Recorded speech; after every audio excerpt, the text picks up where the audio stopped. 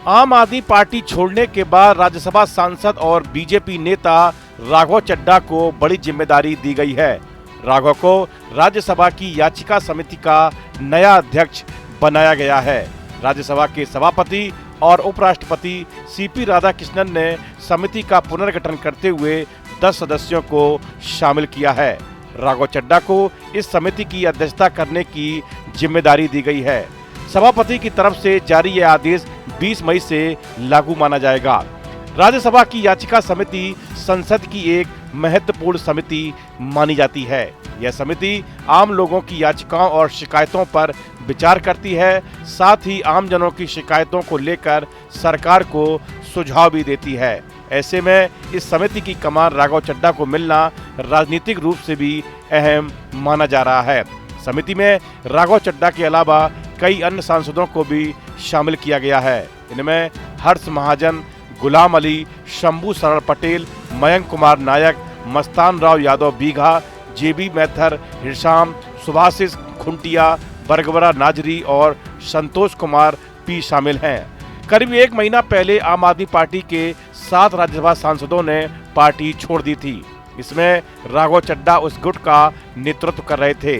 राघव के अलावा हरभजन सिंह, राजेंद्र गुप्ता, विक्रम साहनी, स्वाति मालीवाल, संदीप पाठक, अशोक मित्तल पार्टी छोड़कर बीजेपी में शामिल हो गए थे। पार्टी छोड़ने के फैसले पर गंभीर आरोप लगाते हुए राघव चड्ढा ने कहा था कि आम आदमी पार्टी अपने मूल सिद्धांतों से पूरी तरह भटक गई है। अब आम आदमी पार्टी देश हित के लिए नहीं बल्कि अपने निजी फायदों के लिए काम कर रही है। राज्यसभा में 10 सांसदों वाली आप के केवल 3 सांसद बचे हैं। इन नेताओं के बीजेपी में शामिल होने के बाद आम आदमी पार्टी ने राज्यसभा के सभापति सीपी राधाकृष्णन से उन्हें बर्खास्त करने की मांग की थी। राघव चड्ढा ने दिल्ली हाई कोर्ट में एक याचिका दायर की है। इसमें सोशल मीडिया और डिजिटल माध्यमों पर उनके बारे में प्रसारित किए जा रहे फर्जी AI जनरेटेड और डीप फेक कंटेंट को तत्काल हटाने और ब्लॉक करने की मांग की गई है। दिल्ली हाई कोर्ट में दायर इस याचिका पर जस्टिस सुब्रमण्यम प्रसाद की बेंच ने सुनवाई की। जस्टिस प्रसाद ने कहा कि राघव चड्ढा के व्यक्तिगत अधिकारों के उल्लंघन का मामला नहीं बनता है। उनकी आलोचना राजनीतिक फैसले और बीजेपी में जाने को लेकर की जा रही है।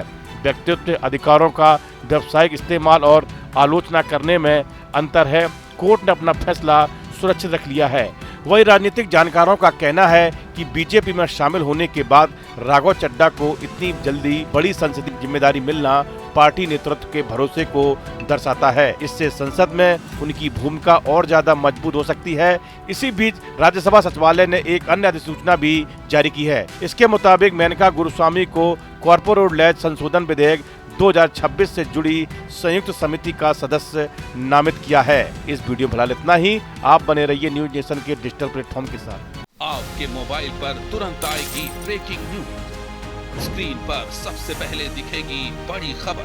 देश दुनिया की हर खबर एक जगह। अब आपके मोबाइल पर तुरंत फटाफट इंस्टॉल कीजिए न्यूज नेशन ऐप और रखिए खुद को अपडेट।